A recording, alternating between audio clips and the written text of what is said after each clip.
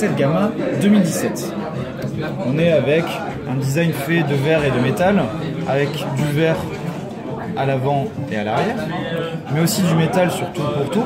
Sur les couleurs, vous voyez que sur la Gamma 2017, on arrive avec deux couleurs qui sont un peu plus classiques, le noir qui est l'indémodable, l'or, et surtout les deux couleurs qui sont moi mes préférées, qui sont un peu plus pastel, un peu plus pop, un peu plus fun, un peu grosse nouveauté de l'année 2017, la résistance à l'eau et à la poussière. Ils sont IP68. Tout à fait, les Galaxia 2017 sont résistants à la poussière. Encore une fois, l'idée, c'est pas d'avoir un téléphone baroudeur, c'est pas d'aller nager avec son smartphone, même si on va pouvoir l'immerger jusqu'à 30 minutes, 1m50, etc. L'idée, c'est d'avoir un téléphone qui va nous accompagner au quotidien. Donc ici, on va vraiment avoir un appareil photo qui va être totalement intégré. Voilà, on peut passer le doigt dessus, il n'y a vraiment pas de souci, on peut voir sur le profil. Sur le A3 2017, on passe de 2300 à 2350 mAh. Et sur le A5 de 2900 à 3000 mAh. Voilà. Donc, concrètement, c'est pas une augmentation qui va nous faire gagner 2 jours d'autonomie supplémentaire, mais on devrait rester à peu près dans les mêmes. Quelque chose de confortable. Exactement, quelque chose de confortable qui devrait être à peu de choses près identique à l'an dernier. Le A5 a la charge rapide. Il est en USB-C. Il est en USB type C, tout à fait. Aussi bien le A3 que le A5. Autre point d'amélioration, gros point d'amélioration par rapport à l'an dernier, l'appareil photo. Puisque sur le A3, on va avoir un appareil photo principal de 13 mégapixels et frontal de 8 mégapixels.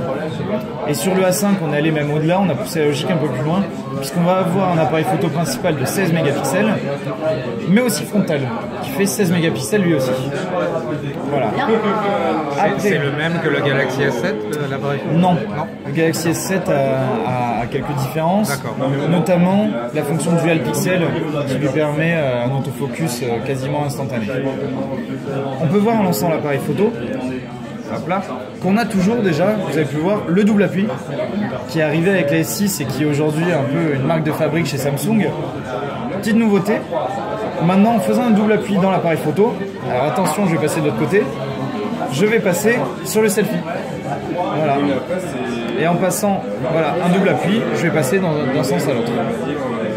Pour continuer sur l'interface, vous pouvez voir que l'interface a un peu été épurée, puisqu'on avait parfois beaucoup d'icônes, des icônes de la grille, du flash, de la résolution et ainsi de suite. Là, on va avoir simplifié tout ça et on va naviguer avec des swipes. Swipe de haut en bas, on va passer d'une caméra à l'autre. Swipe de droite à gauche, on va avoir les filtres. A l'inverse, swipe de gauche à droite, on va avoir les fonctions un peu plus poussées, fonction pro, fonction panorama, fonction HDR, et ainsi de suite. Elle est là, et on la positionne là où on veut.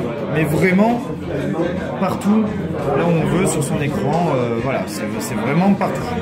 L'écran, on est sur du Super AMOLED. Donc, processeur, on est sur des octo-core quoi qu'il arrive.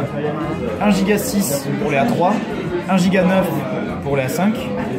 À savoir que les deux sont des processeurs Samsung, Exynos 7870 pour le A3 et 7880 pour le A5. Voilà, pour ceux qui veulent vraiment aller jusqu'au bout du bout.